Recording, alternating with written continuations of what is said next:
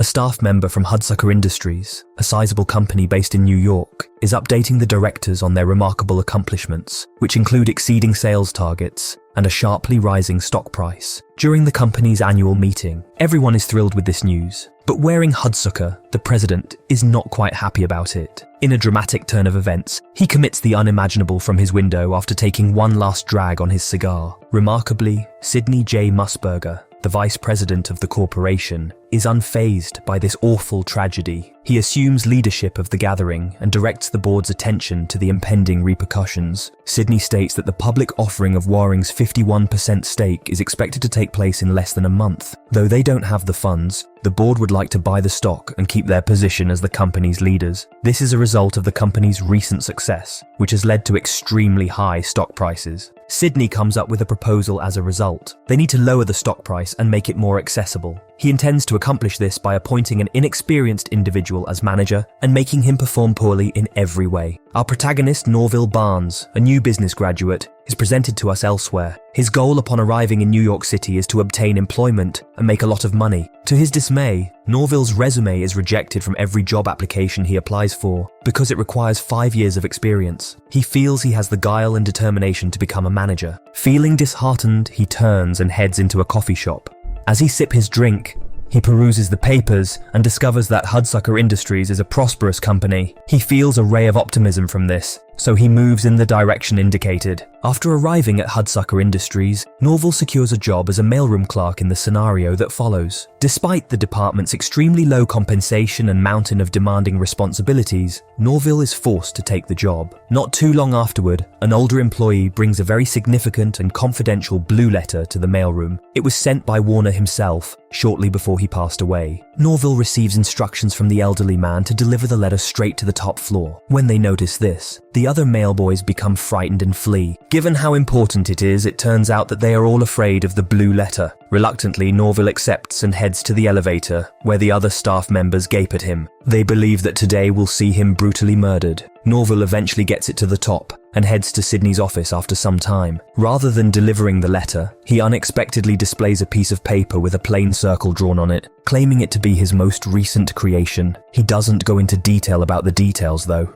Sidney chooses Norville to stand in for Hudsucker because he believes Norville is a fool as a result of this. However, Norville makes a number of errors due to his nervousness. He bursts a window and inadvertently sets fire to the first page of a crucial document, sending the remaining pages of the contract flying out. Sidney nearly falls out of the window as he scrambles to get the important papers as he watches this catastrophe unfold. Luckily, Norville is able to save his life by grabbing hold of his legs just in time. Following these occurrences, we witness Norville assuming his role as the new chairman of Hudsucker Industries, sporting a new haircut and outfit. He has the most prominent position in town because to his idiocy. The choice to put a novice in command of such a well-known organization raises doubts in the next scene, as an editor at the Manhattan Argus newspaper finds out. He dispatches a gifted, award-winning reporter named Amy Archer to look into Norville's background and discover the real truth in order to get the whole story. Later on in the day, Amy poses as an unemployed woman and walks up to Norville. She asks him for a job and lays forth all of her qualifications. Sadly, Norville ignores her, so she has to turn to backup plan B. He has no choice but to take Amy to his office when she pretends to faint. She lies about knowing some of his pals, and even claims to be from his hometown after getting up. Unexpectedly, Norville is impressed by this and appoints her as his personal secretary right away. After that, Amy goes back to work at the newspaper office and writes an article about Norville in which she paints him as a crazy person. The board members intended for the stock price to drop as a result of this. Norville gets upset about how he is portrayed in the news report after reading it. Without knowing the reality, he gives his recently hired secretary instructions to write back to the author of the piece. The fact that the author's photo is not included with her byline leads him to believe that she is an ugly old lady. Amy is furious when she hears this, but she keeps her composure and responds, "Yes, boss." She sneaks into Hudsucker Industries that same evening in an attempt to learn more about the recently appointed chairman. Amy heads towards the top floor, which is situated right in front of a huge clock. She meets Moses there, who has been running the clock tower for a long time. He appears to know everything about Hudsucker Hudsucker and even recognizes Amy as an undercover reporter. He does, however, provide all of the specifics of Sydney's plan, including the purposeful manipulation of the stock price in order to secure an acquisition in the future. After obtaining this important data, Amy presents the piece to her chief editor. She wants to publish this piece ASAP. Nevertheless, her supervisor doesn't think highly of her because there isn't any hard proof. When the scene switches to the company's annual Christmas party, Norville is surrounded by influential people. Sydney calls him and presents him to the other investors a little while later. Norville tries to have a conversation in their language with a Finnish investor, but regrettably he offends them, which prompts a forceful blow to his face. Amy later discovers Norville tending to his wound on a balcony. She tends to his wounds, feeling a little sorry for him. Following a brief exchange of words, Amy learns that Norville is a bright and good-hearted individual who is utterly ignorant of corporate politics. She feels bad for betraying him and concealing her true identity after coming to this conclusion. Amy tries to admit it, but finds it difficult to muster the confidence to do so. Their conversation eventually takes a romantic turn and they have a passionate kiss. President Norville makes the decision to introduce a new product based on his circular concept in the following scene. Even on this occasion, when he delivers a demonstration before the board of directors, he struggles with effective communication. The board of directors is perplexed by this, but Sydney has other ideas. He manipulates his associates to get the product approved, since he thinks it will further down the stock price. After that, the product goes through a number of testing processes before taking on its ultimate form. In the end, it is given the hula hoop moniker and made available for purchase in stores. Because of its obscurity, the product fails miserably in its early days, leading to daily price reductions from merchants. When the goods doesn't sell in spite of these attempts, store owners eventually throw it out on the streets and give it away for free. An harmless game of hula hoop is started by a toddler who comes across it one day. He swaggers it appropriately, putting it around his waist as Norville had anticipated. Quite surprisingly, this draws the attention of a few other kids who dash to the stores nearby to buy their own, starting a sales revolution. The product becomes well liked over time and ends up becoming a favorite toy for both adults and children. The hula hoop disturbs the market, generating media interest and interviews with Norville. The president of the country even calls to congratulate him and praises his brilliant proposal. The stock price of Hudsucker Industries soars to previously unheard of heights as a result of this extraordinary success, which generates large profits for the company. Regrettably, this portends difficulty for the board members, who had assumed they could purchase back their shares at a lesser price after selling off the majority of them. Like any average businessman,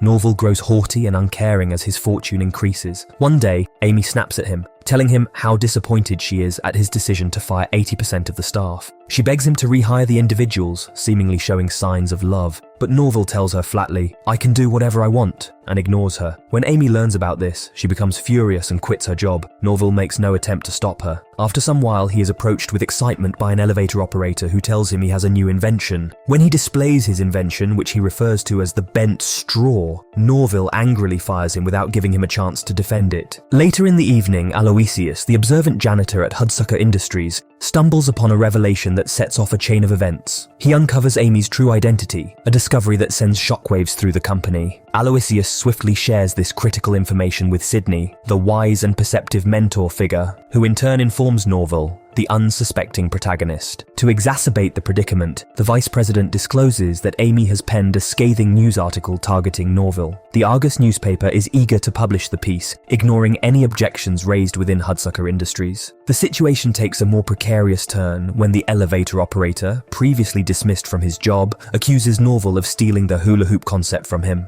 Accusations and betrayals mount against Norville, and the once promising future of Hudsucker Industries appears to be on the brink of collapse. Sydney, with a hint of warning and disappointment, emphasizes Norville's errors and missteps. He invokes a proverb suggesting that a businessman should never provide a second chance to a person with a troubled past. Imposing a sense of foreboding, Sydney implies that despite Norville's rapid ascent in the company, an equally swift decline awaits him. The implication is clear. Norville's time at Hudsucker Industries may be coming to an abrupt end, as the machinations of betrayal and corporate intrigue unfold. But it turns out that all of this is a part of the board members' plan to fire Norville from the organization. They also employ a psychiatrist, who deems Norval to be mentally disturbed and suggests that he be admitted to the nearby psychiatric facility. The board of directors thinks that the announcement that Norval has been placed in a mental health facility will surely cause the stock price to drop, giving them the opportunity to take back control of the business. Persuaded that there is no hope left, Norval goes to a pub and begins drinking himself silly. Amy walks over to him after a short while and tells him how sorry she is for betraying him. She begs for another chance to make things right, but Norval, broken by the treachery, leaves with a sad heart. Afterwards, he climbs to the top of the structure and reflects deeply on his life. But in a sad turn of events, he stumbles and hangs precariously. Aloysius sees him in the predicament, but he only observes indifferently as Norval slips out of control and falls from the structure. Moses jams a broom handle into the clock's mechanism while he is falling, which unexpectedly freezes time and suspends Norval in midair. At that moment, a heavenly entity known as Waring Hudsucker appears before him and begs him to read the blue letter, which was meant to be sent to Sydney.